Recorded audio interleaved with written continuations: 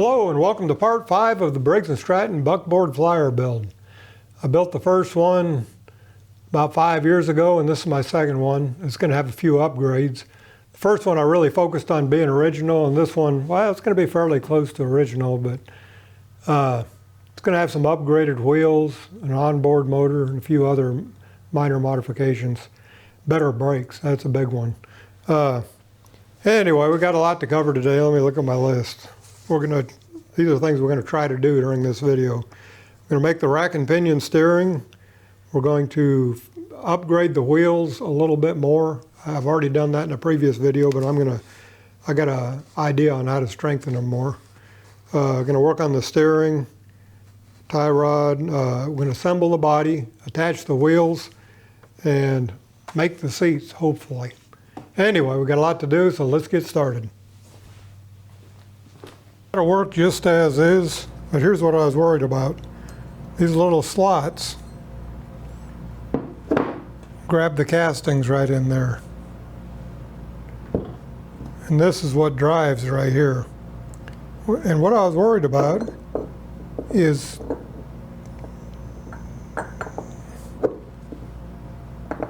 that slop right there hitting on one casting before it hit on another one. And then there's also the fact that the axle has got a disc brake on it. So when you put the brake on, it's going to go like that. And then you drive, and it's going to go like that. So I'd like something to apply even pressure on all three of those. So I found this stuff right here. Tough Cast 75D. And everything I've read about it says it's extremely tough. And I did a little test, and it seems to be true. Not a really good test, but I just poured it in this can, put a piece of metal in there. It's an aluminum can, and I cannot get that out. And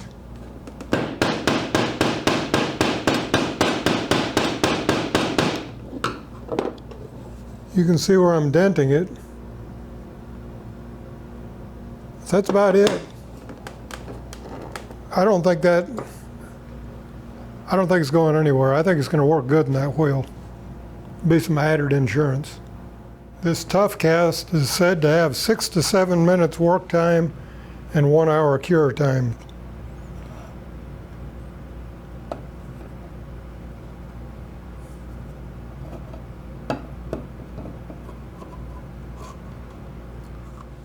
One-to-one mix. I think I've mixed enough for 2 wheels here. I don't want to get it too deep in the wheel because I don't want it to spill over into the axle area.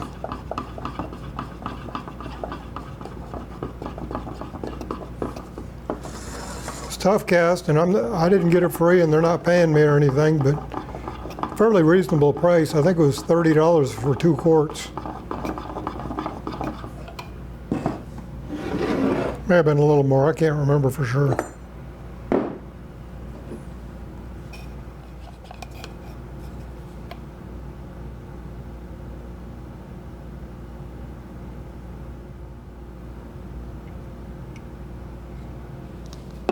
Well, I hope I didn't overfill it.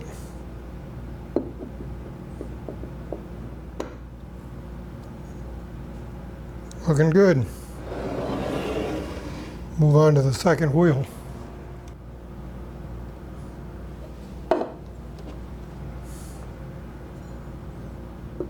This one here fit a little tighter.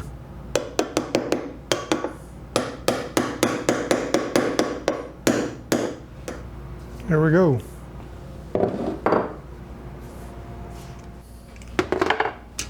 Just for fun. Probably not the best test, but needed something to go by.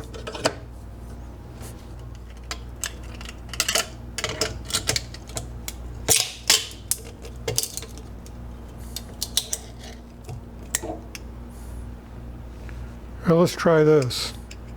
Let's try to break off that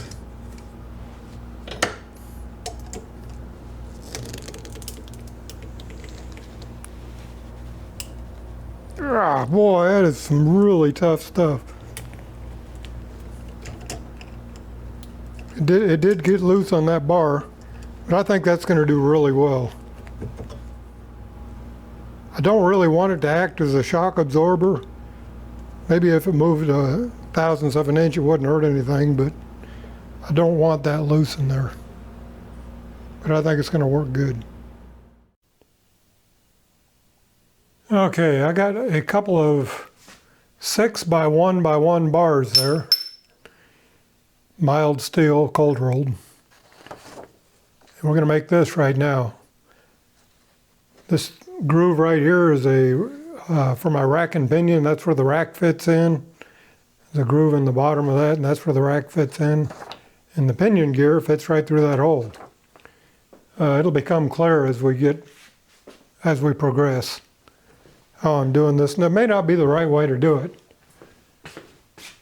Probably not the best way to do it, but it's probably going to be good enough for many years of use on the Buckboard Flyer. But we'll see. Never done anything quite like this before.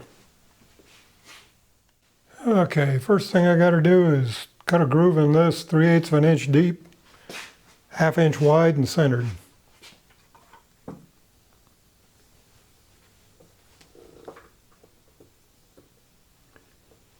If I want an accurate 1/2 inch, this is probably not the right way to do it. Should use a slightly smaller end mill and then mill each side. But I think it'll cut slightly oversized, but be about right, really. It needs to be a little bit over.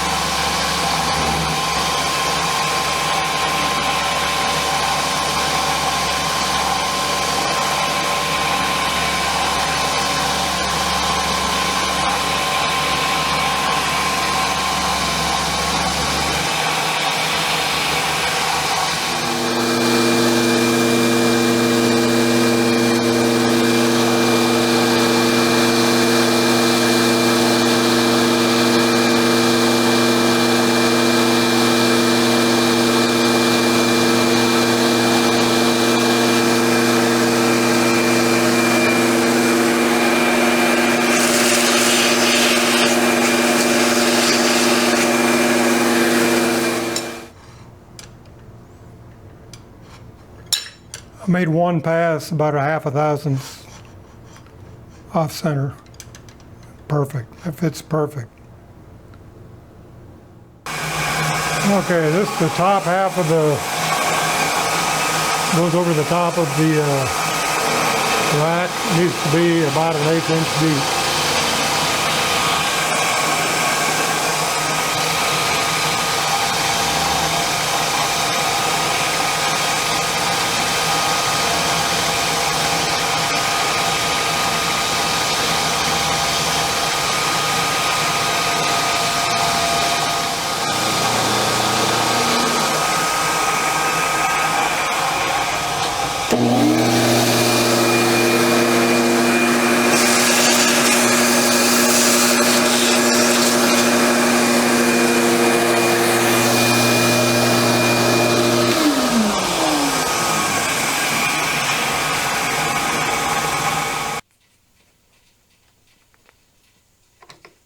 Let me deburr this, we'll try that again.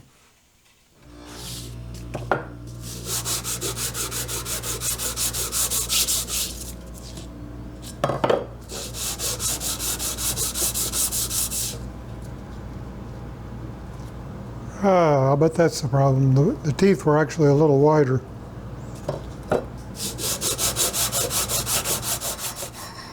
Oh, that's just exactly what I wanted. I think that'll work out good.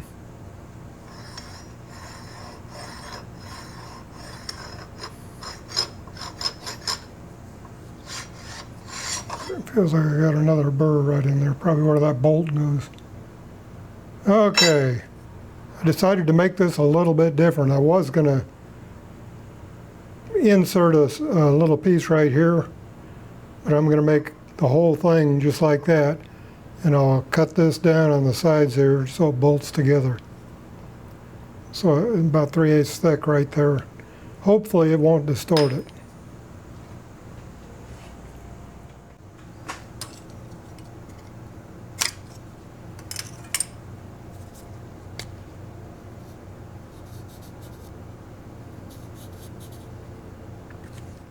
Okay, I need to take about 5/8 of an inch off each end of this, which is a whole lot, but it'll make it a lot easier to bolt together and lighten it up about a lot.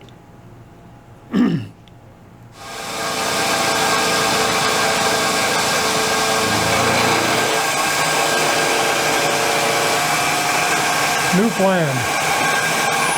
I'm going to take that in, waste off the extras in my bandsaw.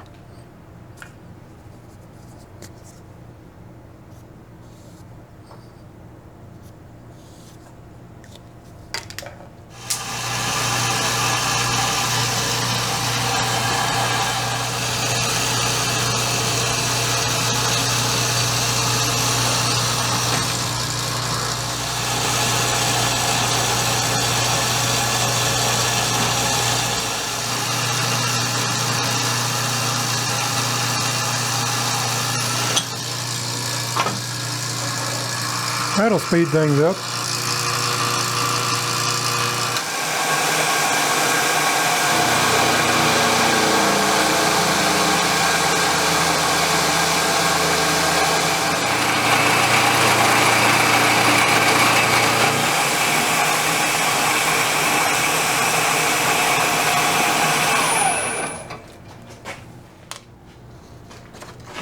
Okay, this piece right here, I was going to insert and make two covers on this side, but instead I made the piece wide. I was going to avoid all that milling by making it 3-piece, but I think this will work better. So that piece is basically done, except I got to bolt it to the top of the last piece.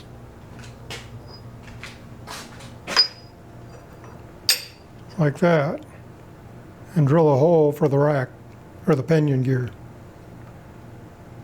It's got to have small bolts put in here to hold the two halves together. And I'm also going to mill the bottom of this off. Probably cut it off in my bandsaw like I did before, but it needs to be lighter weight. I think I'll do that now.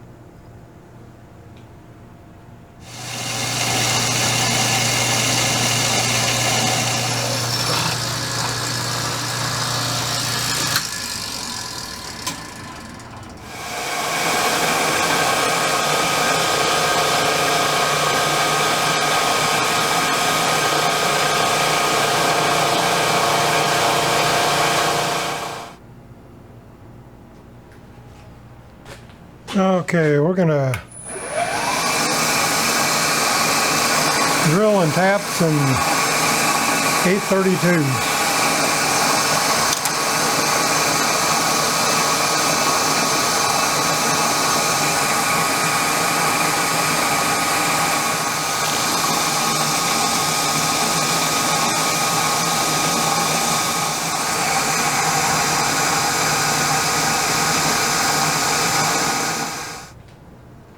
Something I didn't point out when I started here, when I started drilling, I clamped this in the vise with painter's tape on each half.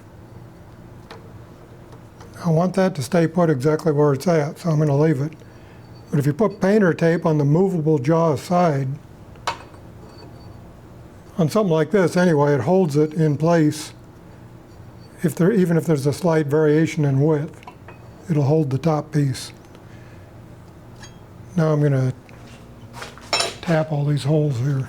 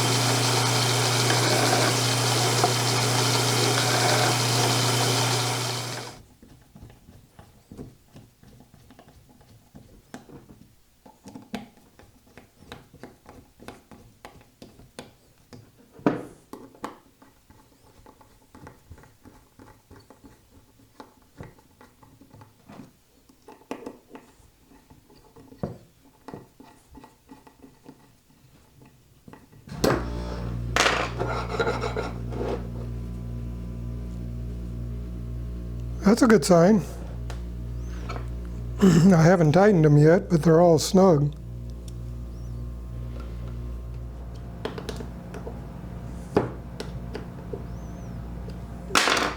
There we go. I'm tickled.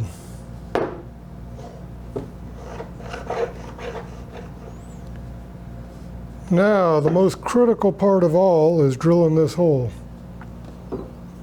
so that intersects with the rack.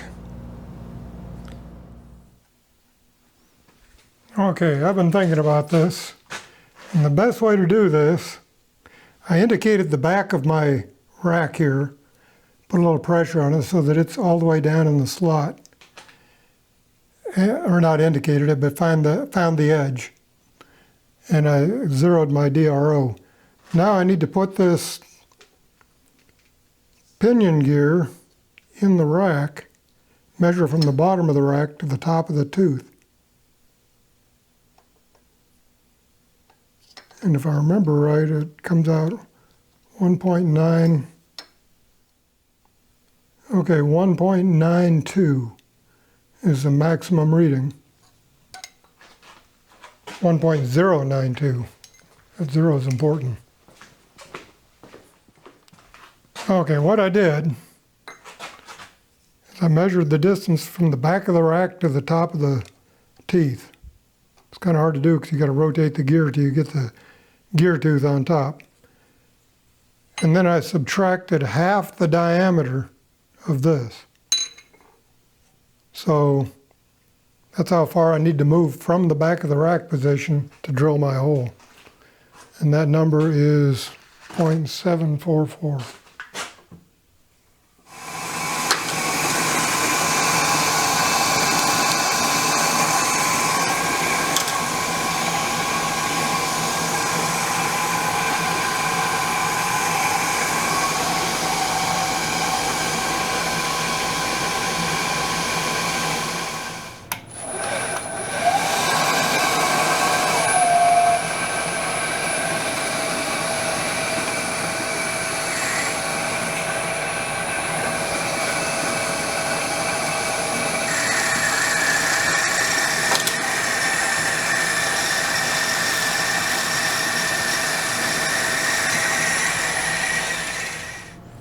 Okay, I'm going to try boring with a end mill because it's going to intersect this slot we got cut on the inside.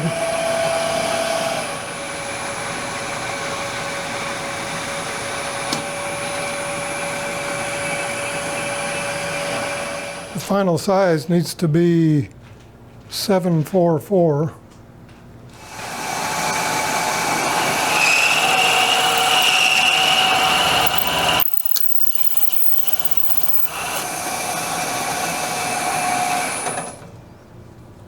Not cutting very good.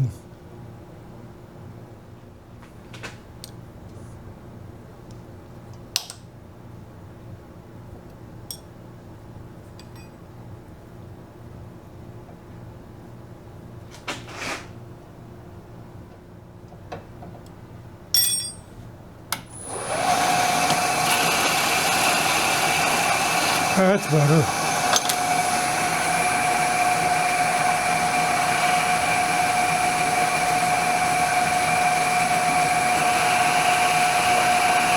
Much better.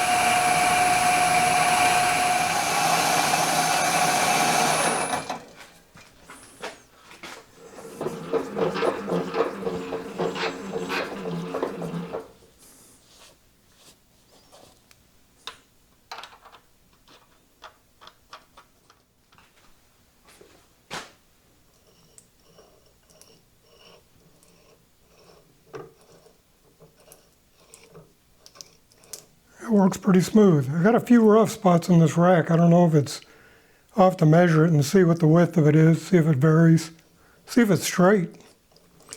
But very smooth in the area that I need to use it.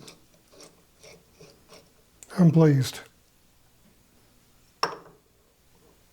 Very tight too. I thought if what I needed to do maybe is put a brass tip set screw in the center right there underneath that pushes up on the rack. And if I need to, at some later date, tighten up backlash, backlash in the gear, I can tighten that screw on the bottom.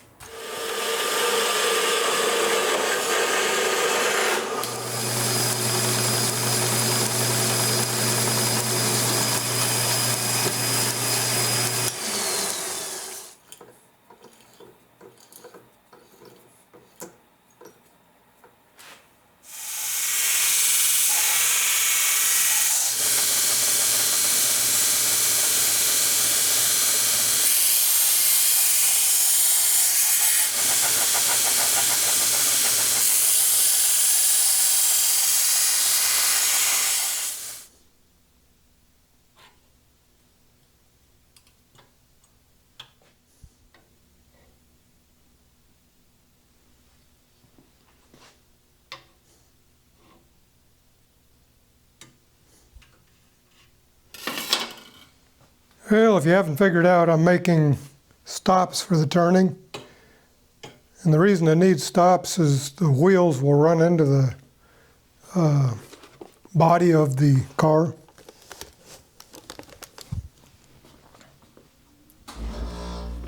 And it's the most convenient place to make the stops. I'll get more into that later.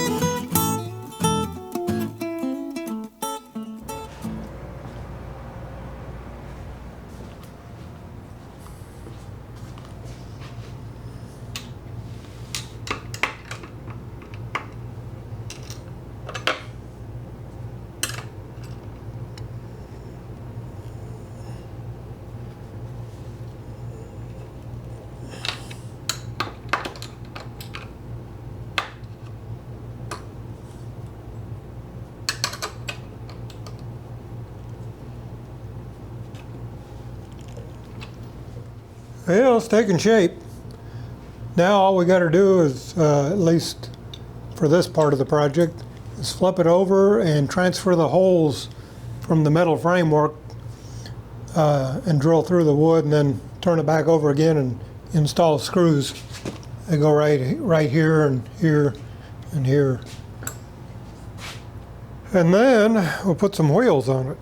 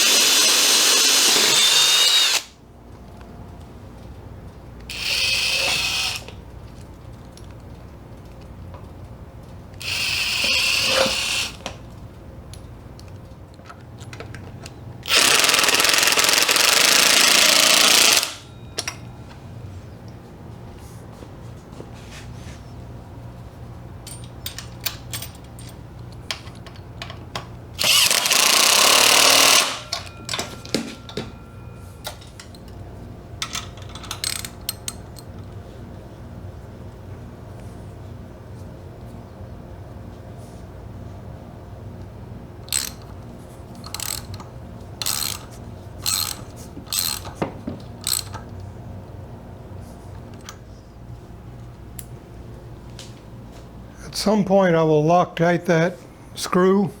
I've got some fenders coming, and I'm going to make a specialty bolt that will allow me to attach the fender on the outside.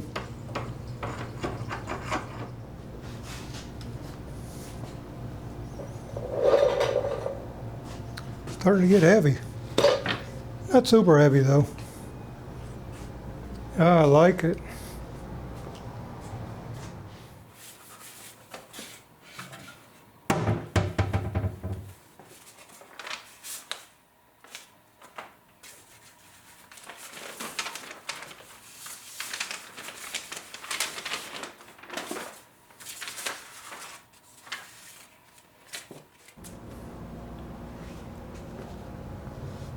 Okay,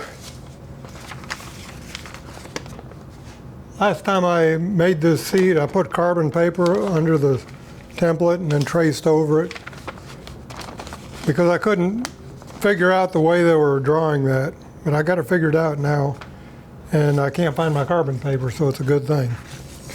I got everything traced out here, and I've got the lines drawn. It's like a 6-inch radius here, and then a 10-inch radius here. And it just, they blend together. It's not perfect, but it'll work.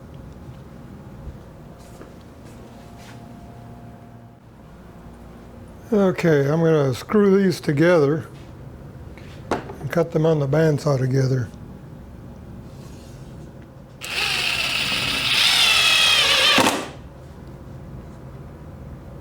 I might have just screwed that into my cutoff sled.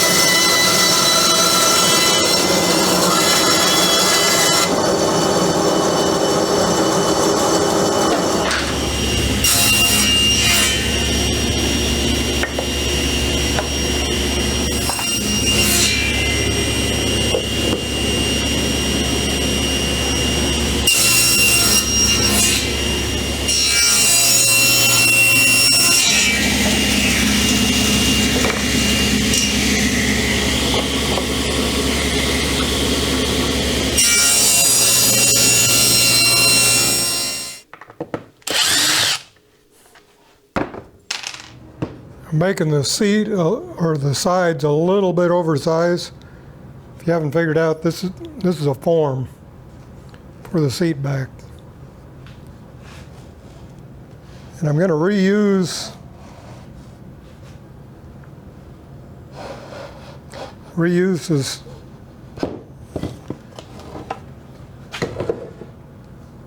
these pieces for the bottom of the seat. I know I'm gluing this. I'm not gluing it really good. I'm gluing it. I'm going to let it set up just sitting there and then put screws in there to hold it. I've got the edges rounded on these pieces of wood.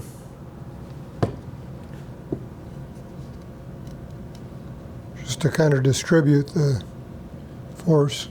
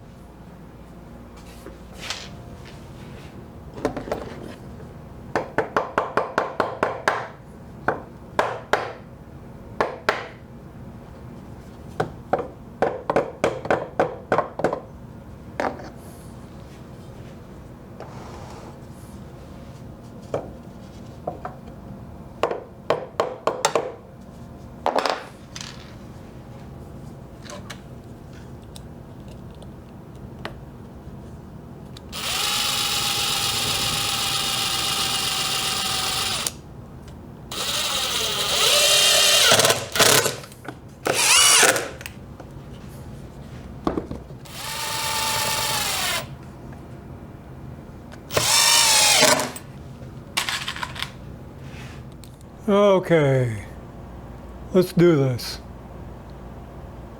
This plywood right here is Luan core.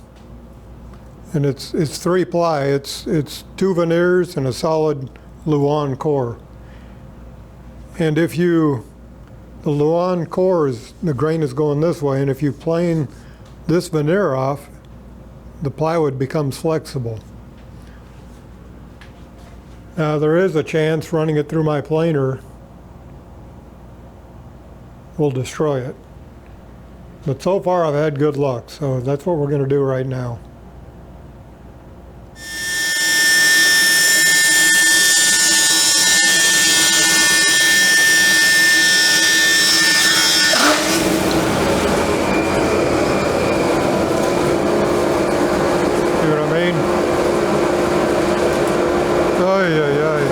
That's still enough though.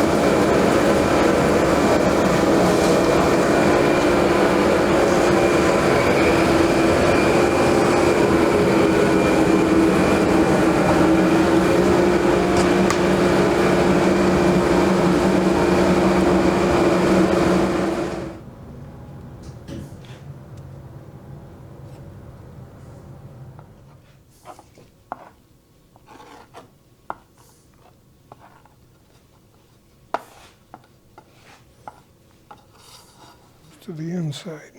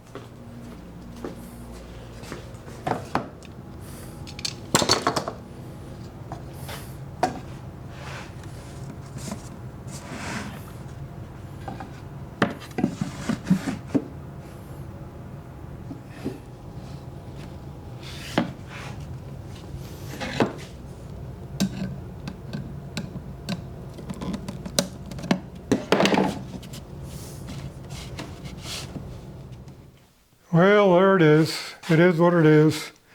It's probably got a little void here and there, like a place where it's not touching the 2 layers. But it was that way last time a little bit too, and it held up good. I remember last time what I need to do is measure this. I was worried I'd come up short. But what I need to do is measure this curve with a tape measure, and whatever that is, like that, make it exactly, because it's oversized about 1 inch on this form. Then I can clamp it here, and then when I put a belt clamp on it, it's not pushing on the layers, it's pulling it tighter to the form.